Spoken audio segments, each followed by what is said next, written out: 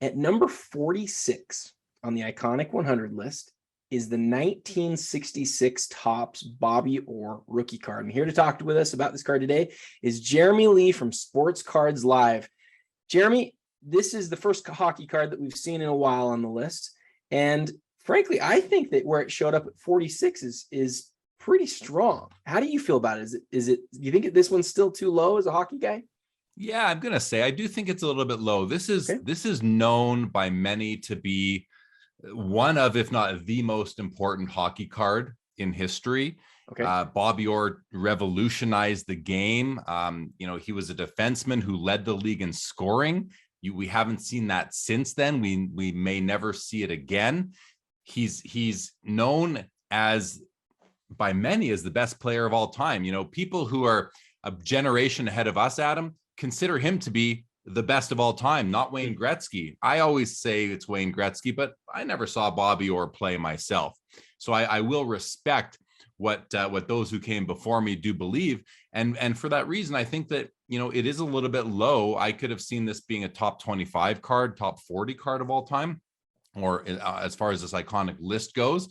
It's a beautiful card. You've got Bobby Orr in this wood grain television screen, design. It's with just his head there, easily recognizable. So yeah, I'm a little surprised that it came in at 46. Listen, I'm happy as far as hockey goes that it's in the top 50. I think that's a win for hockey, but I would have ranked it higher. Yeah, you did rank it higher. I actually ranked it higher too. I had it at 41. Some of the other hockey cards that we've covered, we felt like they didn't get the representation that they deserve. But let me just share with you the last few cards that have come off the list, just to sort of highlight how many great cards there are and the competition and how stiff it is. So 47 was the Ricky Henderson rookie. 48 was the Jerry West rookie. 49 is the 1916 Sporting News Babe Ruth. 50 was the Tiger Woods Upper Deck card. I mean, we're getting to the point in the list, in the countdown at this point, where everybody's mad. Nobody's happy. And it's because, like, it just turns out there's a lot of really iconic and important cards out there that are really hard to rank against each other. And so, tomorrow we're going to list card number 45, and there's going to be fans that are going to be irritated about that because it's just tough to rank, the all-time great cards. Yeah, and I'm not irritated. I recognize that number one, hockey's my number one sport as a fan, my number one sport as a collector. So of course I'm biased towards this card. I remember, Adam, being young, like I'm talking in my mid-teens, growing up in Winnipeg in Canada, going into the LCS. And if there was ever a Bobby Orr rookie card on the shelf at the store, that was like newsworthy. The card would sit behind the counter on a shelf on display in one of those big brick lucite holders. It was special. You never saw these. Times have changed now. You can find this card any day you want, really, on the PWCC marketplace or on other platforms. So it's not as elusive as it once was, but this card it has legendary status. Yeah. It's a true grail for many collectors. I said that, I believe, earlier when we were talking about the 51 Parkhurst Gordie Howe. This is up there. It's on the Mount Rushmore of hockey cards. It's a top 4 card as far as that list goes. So, the fact that it's at what number did you say? 48? It's at number 46. 46. The fact that it's even at 46. Yeah. And those other cards you met, Jerry West is an important card. The Ricky Henderson, one of my favorite baseball cards of all time. I love that card. I'm glad to see that it's in the top 50. That is a win. I'd be curious to know what you're going to talk about tomorrow and the next day, what cards that it didn't beat, and see how I feel about that. Yeah, I think you will be interested. There are a couple of them where I sort of kind of wonder, if it should have been higher. Again, I had it at 41. I had a little bit higher, but these things are so fluid. It's difficult to figure out when you first look at them whether a card should be at 20 or it should be at 30 or 35. But the thing about this Bobby Orr card is, even if you're not a hockey guy, like I'm not a hockey guy, I saw that card on the 215 and I immediately went, that has to be up there. It has to be.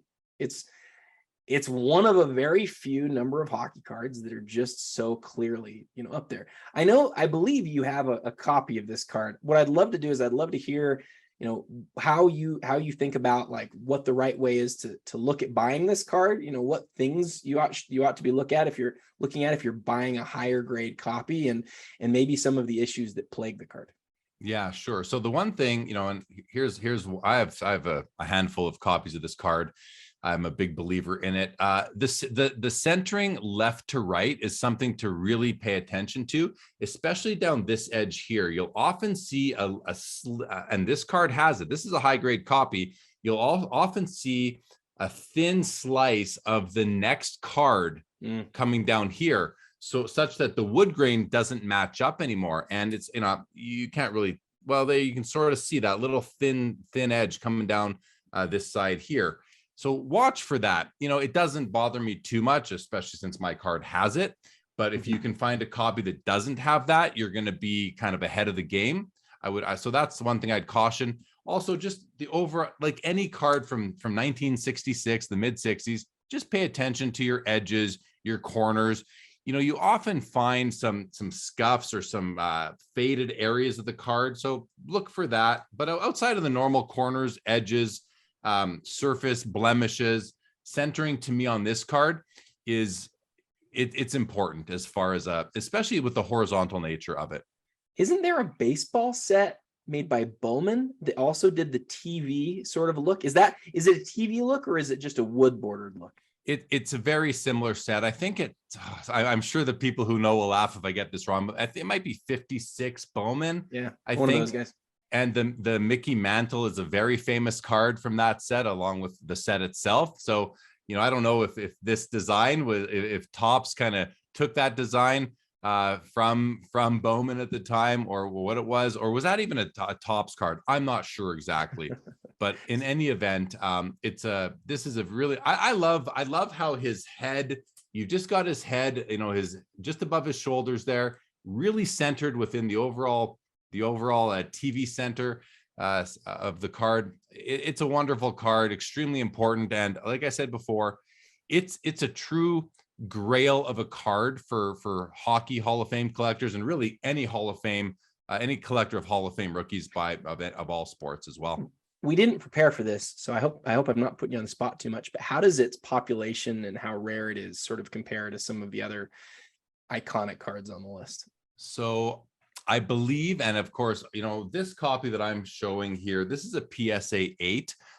At the last I checked, I think the population of the 8 was like 42 or 43. Oh, wow. Okay. I believe there's one or two 8.5s, and I believe there's one PSA 9. Oh, nothing, wow. No 10. So I've always said when I've, shown it to a friend or talked about it, this is one of the top, 45 copies in the world.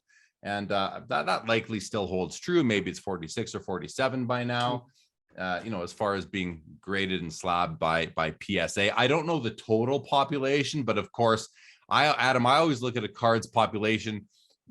You need to know what the hard number is. Yeah. Like that, and obviously we know the cards get broken and resubmitted. So even if there's 42 PSA 8s on the PSA population report, there's likely a couple less than that because some were probably broken out. That's and right. Tried to get a higher grade. So, but I always like to look at the total pop and then calculate the population percentile. And if this is a top 5%, then it's pretty exclusive territory.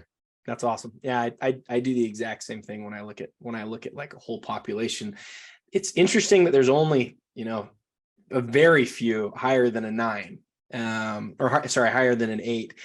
How long has it been since we've seen one of those 9s at open auction? Do you remember even when we saw that last?